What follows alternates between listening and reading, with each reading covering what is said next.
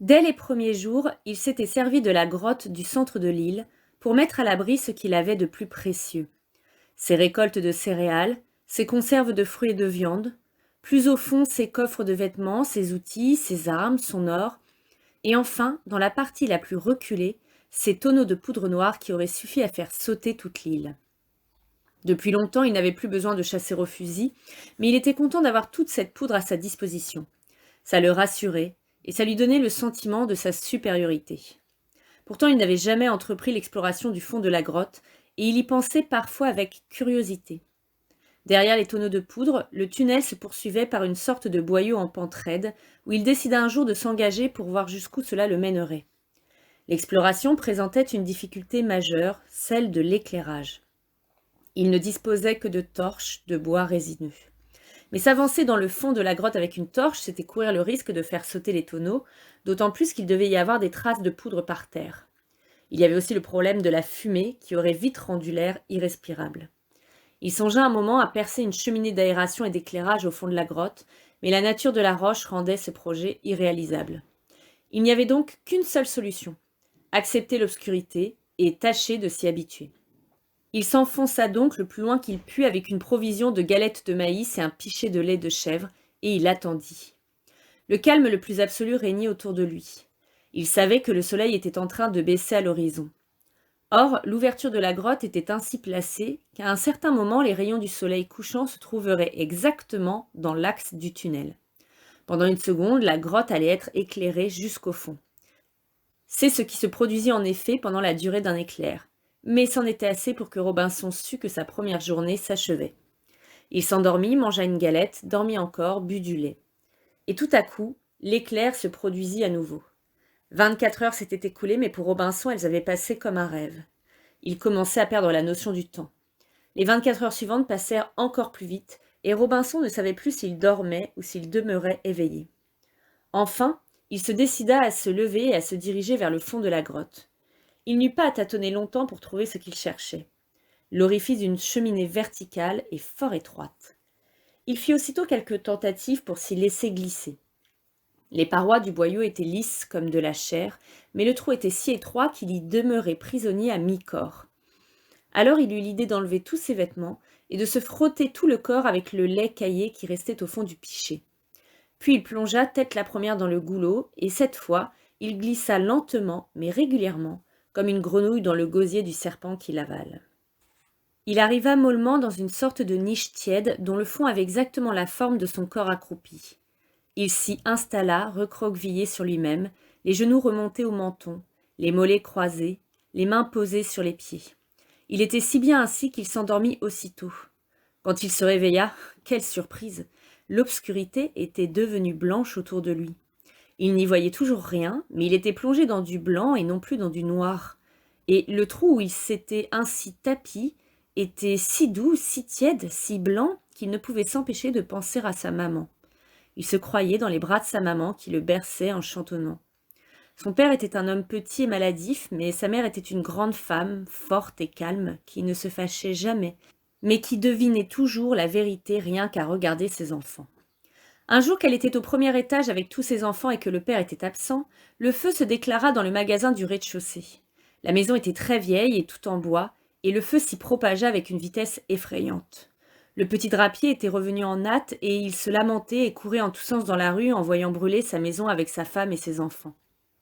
Tout à coup, il vit son épouse sortir tranquillement d'un torrent de flammes et de fumée avec tous ses enfants qu'elle portait sur ses épaules, dans ses bras, sur son dos, pendus à son tablier.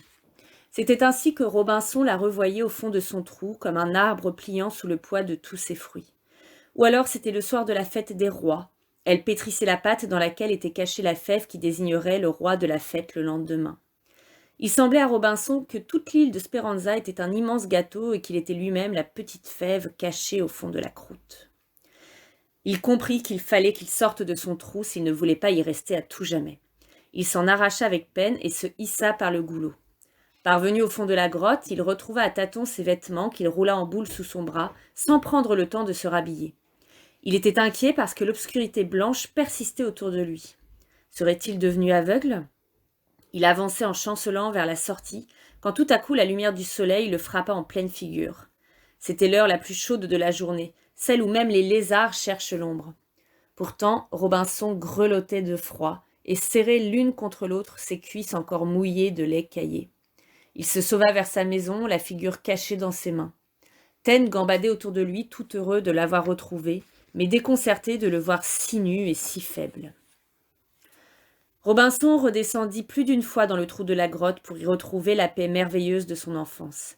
Il avait pris l'habitude d'arrêter chaque fois la clepsydre parce qu'il n'y avait plus d'heures ni d'emploi du temps au fond de la grotte. Mais il était troublé et il se demandait si ce n'était pas la paresse qui l'y attirait comme autrefois elle l'avait fait descendre dans la souille. Pour se changer les idées, il décida de mettre en culture les sacs de riz qu'il conservait depuis le premier jour. C'est qu'il avait toujours reculé devant le travail formidable que représentait l'installation d'une rizière. En effet, le riz doit pouvoir pousser sous l'eau et le niveau de l'eau doit toujours pouvoir être contrôlé et au besoin modifié. Il fut donc obligé de barrer le cours d'une rivière en 2 endroits, une fois en aval pour inonder une prairie, une seconde fois en amont avec une voie de dérivation afin de pouvoir suspendre l'arrivée de l'eau et provoquer l'assèchement de la prairie. Mais il fallut aussi faire des digues, construire 2 vannes qui pouvaient être ouvertes ou fermées à volonté, et dans 10 mois, si tout allait bien, la récolte et le décortiquage du riz exigeraient des journées de travail acharné. Aussi, lorsque sa rizière fut terminée et son riz semé et recouvert par une nappe d'eau, Robinson se demanda une fois de plus pourquoi il s'imposait tous ces efforts. S'il n'avait pas été seul, s'il avait eu seulement une femme et des enfants ou même un seul compagnon, il aurait su pourquoi il travaillait. Mais sa solitude rendait toute sa peine inutile. Alors, les larmes aux yeux, il redescendit au fond de la grotte. Il y resta si longtemps cette fois-ci qu'il faillit bien être trop faible pour en remonter et mourir ainsi tout au fond de son trou. Il chercha donc un moyen de se donner du courage pour vivre comme un homme et faire tout ce travail qui l'ennuyait tellement. Il se souvint que son père lui faisait lire les almanachs de Benjamin Franklin, un philosophe, un savant et un homme d'État américain de ce temps-là. Dans ces almanachs, Benjamin Franklin donne des préceptes moraux qui justifient les hommes qui travaillent et qui gagnent de l'argent. Robinson pensa qu'en inscrivant ces préceptes dans toute l'île de façon à les avoir toujours sous les yeux, il ne se découragerait plus et céderait moins souvent à la paresse. Par exemple, il coupa autant de petits rondins qu'il en fallait pour former dans le sable des dunes de l'île des lettres composant la phrase suivante. La pauvreté prive un homme de toute vertu, il est difficile à un sac vide de se tenir debout. Dans la paroi de la grotte, il avait incrusté des petites pierres formant ainsi une sorte de mosaïque qui disait « Si le second vice est de mentir, le premier est de s'endetter, car le mensonge monte à cheval sur la dette. » Des bûchettes de pain enveloppées d'étoupe étaient posées sur un lit de pierre, toutes prêtes à être enflammées, et elles disaient dans leur arrangement « Si les coquins savaient tous les avantages de la vertu, ils deviendraient vertueux par coquinerie. » Il y avait enfin une devise plus longue que les autres. Elle avait 142 lettres, et Robinson avait eu l'idée de tondre chacune de ces lettres sur le dos d'une chèvre de son corral, de façon que, par hasard, quelquefois, les chèvres, en remuant, forment l'ordre des 142 lettres et fassent sortir la devise. Cette devise était la suivante. Celui qui tue une truie anéantit toutes les truies qu'elle aurait pu faire naître jusqu'à la 1000e génération. Celui qui dépense une seule pièce de 5 shillings assassine des monceaux de pièces d'or. Robinson allait se mettre au travail quand il tressaillit tout à coup de surprise et de peur. Un mince filet de fumée blanche s'élevait dans le ciel bleu. Il provenait du même endroit que la première fois, mais maintenant, toutes les inscriptions dont Robinson avait semé l'île n'allaient-elles pas le faire repérer par les Indiens ? En courant vers sa forteresse suivie de Taine, il maudissait l'idée qu'il avait eue. Et puis il eut un incident un peu ridicule qui lui parut être un mauvais signe. Apeuré par cette cavalcade inattendue, un de ses boucs les plus familiers le chargea brutalement, tête baissée. Robinson l'évita de justesse, mais Taine roula en hurlant, projeté comme une balle dans un massif de fougères. Dès que Robinson se fut enfermé avec Taine dans la forteresse, après avoir mis les blocs de rochers en place et avoir retiré la passerelle, il commença à se demander si sa conduite était bien raisonnable. Car si les Indiens avaient repéré sa présence et décidé de prendre la forteresse d'assaut, ils auraient non seulement l'avantage du nombre, mais aussi celui de la surprise. En revanche, s'ils ne se souciaient pas de lui, tout absorbés dans leur rythme meurtrier, quel soulagement pour Robinson! Il voulut en avoir le cœur net. Toujours suivi de Taine qui boitait, il empoigna l'un des fusils, glissa le pistolet dans sa ceinture et s'enfonça sous les arbres en direction du rivage. Il fut obligé cependant de revenir sur ses pas, ayant oublié la longue vue dont il pourrait avoir besoin. Il y avait cette fois 3 pirogues à balancier, posées parallèlement sur le sable. Le cercle des hommes autour du feu était d'ailleurs plus vaste que la première fois, et Robinson, en les examinant à la longue vue, crut remarquer qu'il ne s'agissait pas du même groupe. Un malheureux avait déjà été coupé à coups de machette, et 2 guerriers revenaient du bûcher où ils avaient jeté ces morceaux. C'est alors qu'eut lieu un rebondissement sans doute inattendu dans ce genre de cérémonie. La sorcière, qui était accroupie sur le sol, se releva tout à coup, courut vers l'un des hommes, et tendant vers lui son bras maigre, elle ouvrit la bouche toute grande pour proférer un flot de malédictions que Robinson devinait sans pouvoir les entendre. Ainsi, il y aurait une seconde victime ce jour-là. Visiblement, les hommes hésitaient. Finalement, l'un d'eux se dirigea, une machette à la main, vers le coupable désigné que ses 2 voisins avaient soulevé et projeté sur le sol. La machette s'abattit une première fois et le pagne de cuir vola en l'air. Elle allait retomber sur le corps nu quand le malheureux bondit sur ses pieds et s'élança en avant vers la forêt. Dans la longue vue de Robinson, il paraissait sauter sur place, poursuivi par 2 Indiens. En réalité, il courait droit vers Robinson avec une rapidité extraordinaire. Pas plus grand que les autres, il était beaucoup plus mince et taillé vraiment pour la course. Il paraissait de peau plus sombre et ressemblait plus à un nègre qu'à un Indien.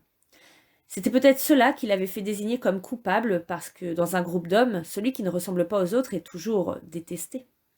Cependant, il approchait de seconde en seconde, et son avance sur ses 2 poursuivants ne cessait de croître. Robinson était certain qu'on ne pouvait le voir de la plage, sinon il aurait pu croire que l'Indien l'avait aperçu et venait se réfugier auprès de lui. Il fallait prendre une décision. Dans quelques instants, les 3 Indiens allaient se trouver nez à nez avec lui, et ils allaient peut-être se réconcilier en le prenant comme victime. C'est le moment que choisit Taine pour aboyer furieusement dans la direction de la plage. Maudite bête! Robinson se rua sur le chien, et lui passant le bras autour du cou, il lui serra le museau dans sa main gauche, tandis qu'il épaulait tant bien que mal son fusil d'une seule main. Il visa au milieu de la poitrine le premier poursuivant qui n'était plus qu'à 30 mètres, et pressa la détente. Au moment où le coup partait, Taine fit un brusque effort pour se libérer. Le fusil dévia, et à la grande surprise de Robinson, ce fut le second poursuivant qui effectua un vaste plongeon et s'étala dans le sable. L'Indien qui le précédait s'arrêta, rejoignit le corps de son camarade sur lequel il se pencha, se releva, inspecta le rideau d'arbres où s'achevait la plage, et finalement s'enfuit à toutes jambes vers le cercle des autres Indiens. À quelques mètres de là, dans un massif de palmiers nains, l'Indien rescapé inclinait son front jusqu'au sol et cherchait à tâtons de la main le pied de Robinson pour le poser en signe de soumission sur sa nuque. C'était donc l'épisode 6 de notre livre Vendredi ou la vie sauvage, et comme d'habitude, je vous pose 3 questions, les 2 premières avec des réponses à choix multiples, et la dernière, eh bien c'est à vous de me proposer une réponse rédigée. Première question. Avec quoi Robinson se frotte-t-il pour descendre au fond de la grotte? Avec quoi Robinson se frotte-t-il pour descendre au fond de la grotte? Est-ce de l'huile, de la terre ou du lait caillé? De l'huile, de la terre ou du lait caillé? Avec quoi Robinson se frotte-t-il pour descendre au fond de la grotte? De l'huile, de la terre ou du lait caillé? Deuxième question. Sur quel animal Robinson a-t-il tondu des lettres? Est-ce les pécaris, les chèvres ou les lapins? Sur quel animal Robinson a-t-il tondu des lettres pour faire une inscription? Les pécaris, les chèvres ou les lapins? Et enfin, dernière question, qui est une question ouverte, c'est à vous de rédiger une réponse. Pensez-vous que Robinson tire sur les Indiens pour se protéger ou pour sauver le condamné à mort? Pensez-vous que Robinson tire sur les Indiens pour se protéger ou plutôt pour sauver le condamné à mort? Je vous laisse m'envoyer vos réponses via la messagerie ENT d'Arsène et je vous dis à demain pour l'épisode suivant.